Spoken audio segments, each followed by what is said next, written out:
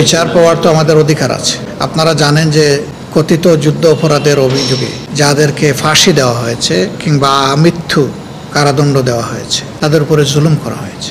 উদাহরণস্বরূপ বলা যায় আব্দুল কাদের মোল্লা সাহেবের ব্যাপার। যে কাজটা করেছিল একজন বিহারি, মিরপুরের কোসাই কাদের, তার জন্মস্থান বিহারে, মাইগ্রেট করে তারা এসেছিল তৎকালীন পূর্ব পাকিস্তানে। তাকে কোসাই কাদের হিসাবে সকলেই চিনত। সেই কোসাই কাদের বানানো হয়েছে আব্দুল কাদের মোল্লাকে। ওখানে দেখবেন অভিযোগে এবং পত্রপত্রিকায় আব্দুল কাদের মোল্লা ব্র্যাকেটে কোসাই কাদের। তার জন্মস্থান ফরিদপুর ভাঙ্গায়। পরবর্তী পর্যায়ে ওই নদী ভাঙ্গনের কারণে তারা এখন গেছেন সদরপুরে। আর এর জন্মস্থান বিহারে এবং বসবাস করত মিরপুরে। সেই লোকটার জায়গায় এনে আব্দুল কাদের মোল্লাকে ফিট করা হয়েছে। আমরা এদের বিরুদ্ধে মামলা করব না যারা এই কাজগুলো করেছে?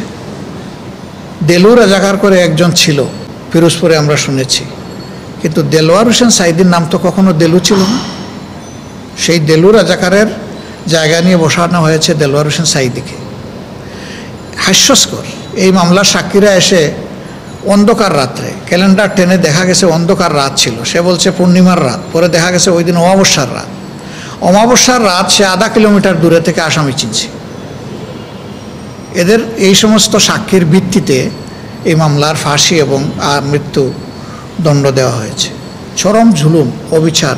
অবশ্যই আমরা অবিচারের বিরুদ্ধে ন্যায় বিচার পাওয়ার জন্য আদালতে যাব।